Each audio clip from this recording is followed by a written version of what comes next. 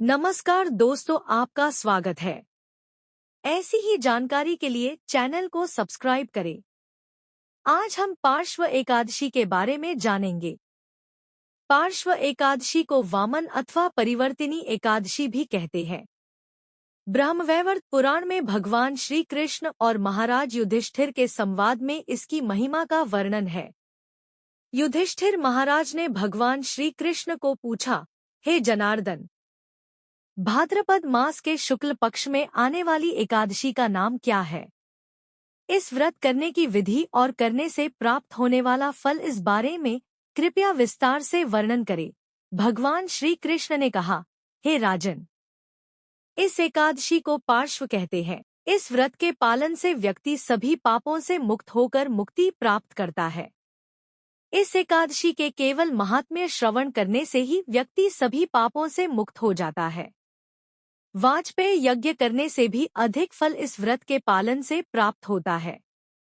इस एकादशी को जयंती एकादशी भी कहते हैं।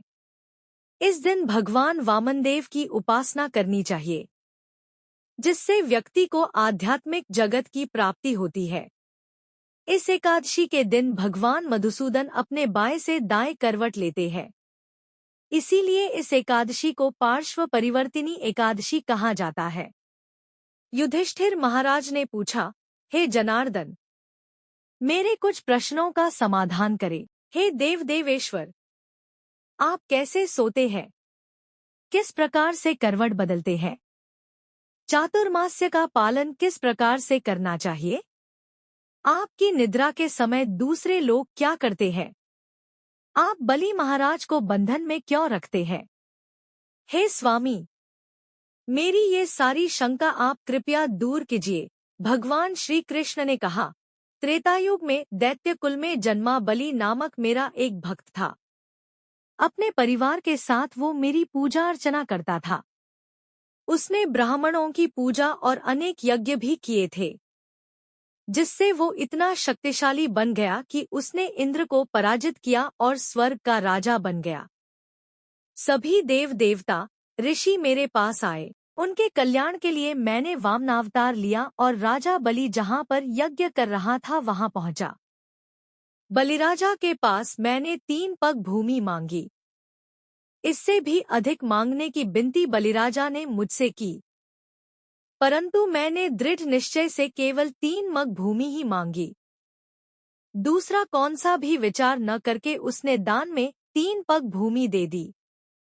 तत्काल मैंने महाकाय रूप धारण किया, जिसके एक पग में सप्तपाताल, दूसरे पग में आकाश के साथ सातों लोक को लिया और तीसरा पग रखने के लिए जगह मांगी।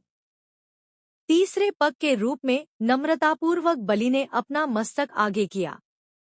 उसके नम्रता से प्रसन्न होकर नित्य उसके साथ रहने का मैंने आशीर्वाद दिया। उसी एकादशी के दिन वामनदेव के विग्रह की स्थापना महाराज बलि के निवास पर हुई। मेरा दूसरा विग्रह क्षीर सागर में अनंत शेष पर स्थापन करते हैं।